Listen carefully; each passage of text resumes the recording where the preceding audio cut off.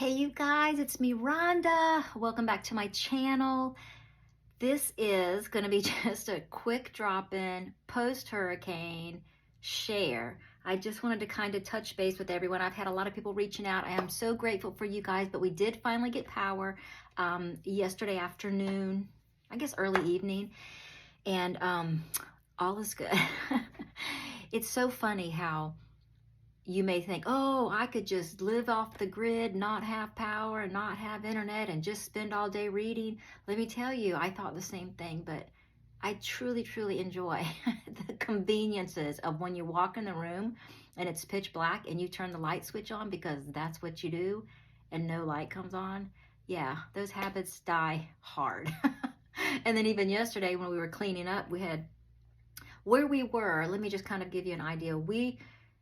Where the eye was coming across, we're on the East Coast, and just for, I guess, point on the map, Orlando is kind of like center. We're just a little bit north of Orlando, northeast of Orlando. So we got the wind that was coming back around because it was coming out, going down the peninsula, and then it would come out into the Atlantic, and then it would come back. So we kind of got those kinds of winds and rain bands. So we didn't have a huge storm surge.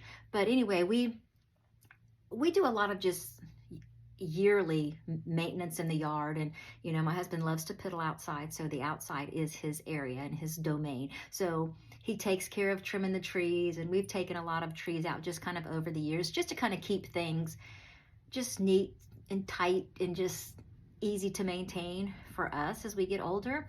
So it really pays off when we have these winds. So the things that come down are just kind of like the natural pruning that needed to be done from this tree. So we've had a lot of debris to pick up in the side yard. We still have some to pick up in the back, but it's still real soggy. We didn't have any standing water like we did with Ian, where it was a lake up into my front door.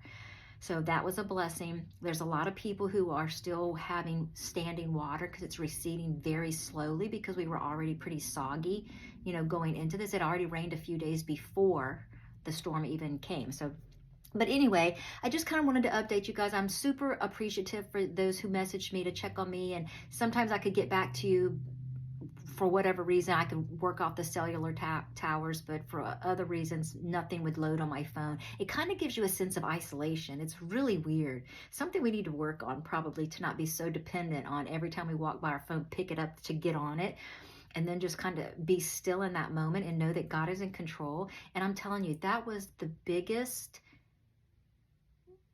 win for me, I think, if that's even a way to say it, is the peace that I felt knowing that we have prepared, we have, you know, groceries, we have a generator, we have set ourselves up to be prepared, just surrounded by people praying for us, in state, out of state, our church family, myself, you guys. So, I mean, we were surrounded in prayer. So there's really nothing more other than being still and riding out the storm and trusting during that storm. And I really felt that I leaned on that even during the night when we had power for most of the night of the storm. As the storm was kind of waning down a little bit is when we lost our power. So we heard most of the storm that we still had some flickering lights on, because, you know, out at my gate there's a light that kind of comes on at night, one of those night lights or whatever comes on. My neighbors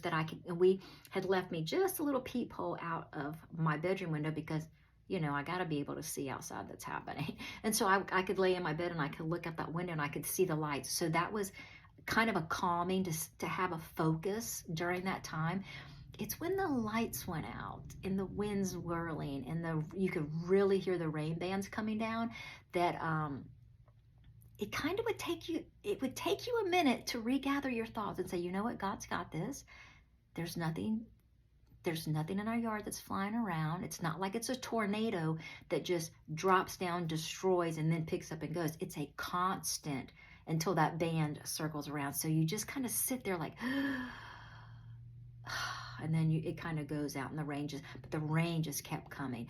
But anyway, we fared very well, I think. We were out for power for about 24 hours, which is a blessing because before it was a lot longer than that. So we had linemen all up and down our road.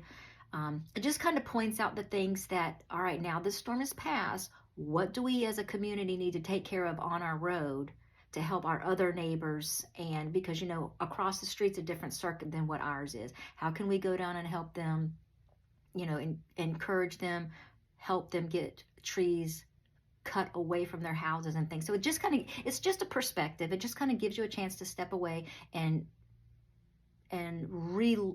re-examine the community that you're living. What do we need to come together and take care of? So that was a learning lesson. I love storms. I'm not going to lie, but sometimes they can get a little too much and draw you into that uncomfortable zone. But anyway, you know, hurricane hair. No, okay, I've had my hair in a hat most of the day. We still have some debris to clean up. Maybe this afternoon. It's just so soggy to walk out there, and my muck boots just like, but at least we can get that stuff taken care of. But the reason that I came on here is for those wonderful moments of, remember when you pre-ordered that book? Completely forgot about it, and then it shows up. And so this showed up right before the storm, which I'm so glad, because it would have been sopping wet if not. But anyway, I just wanted to jump on here and share this and ask if any of you guys have actually used this Bible. So I'm not going to be able to stop the video and turn it around, so I'm going to kind of show you as I go. But anyway, this is the cover. It's the Amplified Holy Bible, and it's an artist edition. It's an Neilson Angel Art Series. It was from the christianbook.com. I had pre-ordered it. I don't even know how long ago, but apparently it was released. I don't have an Amplified Bible. I went through my Bibles, and I was like, oh, okay, well, I'm going to have an Amplified Bible. This is the actual cover. It's a soft cover. It's about this thick. It's nothing special about it as far as just the art. I mean, the paper isn't, you know, doesn't have the gilding here or anything like that, but it's a kind of a large text, has note taking on the side. But what was really interesting to me as I was reading through what exactly the Amplified Bible is, because I know in my Bible app, there's several people on there that when they post like a verse, it tells you it's from the Amplified Bible, and I've always just kind of like, what is that? But then again, I try not to delve, because then I have all these translations calling my name, but now I've got another one. But this one, I was actually reading what it is, and that's what I wanted to share, because I don't know if any of you guys use this Amplified translation, but it's a literal equivalent translation that by using synonyms and definitions both explain and expand the meaning of the words in the text by placing amplifications in the parentheses. And so what I've found is I've kind of flipped through here, and what I'm understanding as I use my little Duolingo, sorry, I'm shaking you, as I'm doing my Duolingo, the language difference is just amazing. And so the sentence structure of the Greek that I'm learning compared to how we say something, and to the, like, one word can literally mean a whole sentence of our words. So while it may say, I would like to have, that's one word in Greek. It's just one word. But what I've noticed as I was flipping through here is it gives you a deeper meaning. It almost does a word search for you. So some of the most common words that we will be reading doesn't just mean what it says. It literally means it has a deeper meaning that our language does not apply to in that. For an example, it gives you an example in the explanation of the introduction. So if you're reading it, it says, for take example, the Greek word, I haven't got this word yet, but I'm gonna mess it up. Pitseo, which has a vast majority of versions rendered as believe. So where we would say, oh, I believe in Jesus.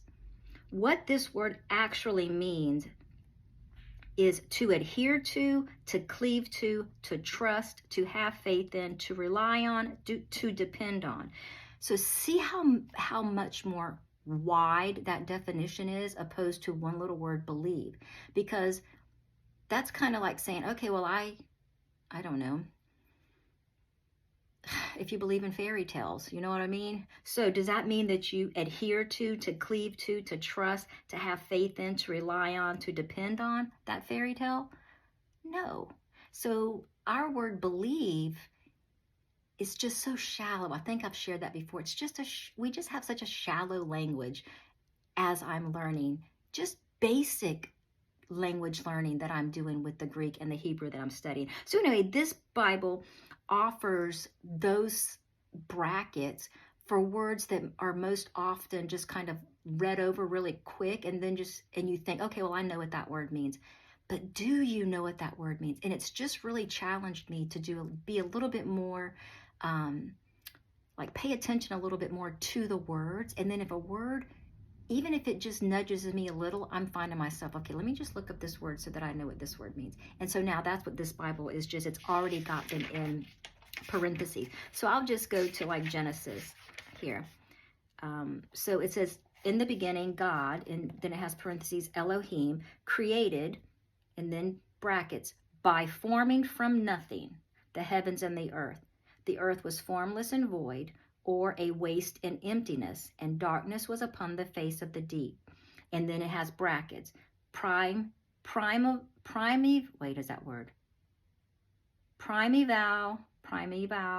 ocean that covered the unformed earth, bracket.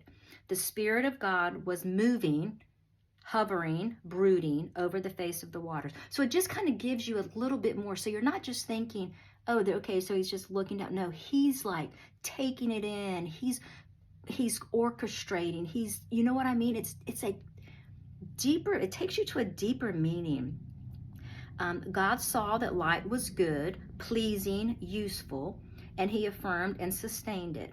And then I'll go down. Then God said, let there be an expanse of the sky, in brackets, in the midst of the waters, and let it separate the waters, brackets, below the expanse from the waters, brackets, above the expanse. So it kind of gives you a better definition than just reading, let there be an expanse in the midst of the waters, and let it separate the waters from the waters. So it's kind of giving you, to a degree, it's not just here to here, it's the expanse of it. It's throughout that separation. So anyway, I don't know if any of you use an Amplified as your daily study book, but I thought this would be a really good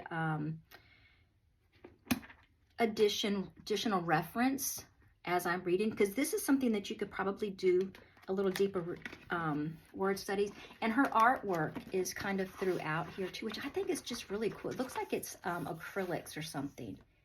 It's just really good. The paper quality, it probably would take a good pen, a good ballpoint pen. It feels a little bit better than my one that I'm using right now. But I don't know anything about GSM or anything like that. I don't even think it said it on the box. This is not a very good Bible review, but I just wanted to share how sometimes when you pre-order something and then it shows up, it's like right before you knew you needed it. And then all of a sudden it's there. Let me just see if it has any information to share with you guys. I got this on christianbook.com. You can look, because now you don't have to pre-order it. It is already, why can't I get this apart? It's those little challenges of life that, oh my gosh. Y'all, we just watched Alabama again barely win their game. What the heck? I don't know. They are not eating their Wheaties or something. So this is, it just says thick white paper for enduring note-taking, double column, Leathersoft, and 9.5 font. So it's a really nice font. So anyway, I thought I would share that with you guys and just kind of give you a quick update. I appreciate you guys reaching out and praying and keeping us in your mind and in your thoughts and in your prayers. And I hope to get back on here and get a better video for you guys out there. But let me know if you do use an Amplified, your thoughts. What's the best way that you use it? Or is it your daily reader, or do you mainly just use it as a reference to your daily reader? I am curious to know, and I'll get back to you guys in the next video. Have a great rest of your day.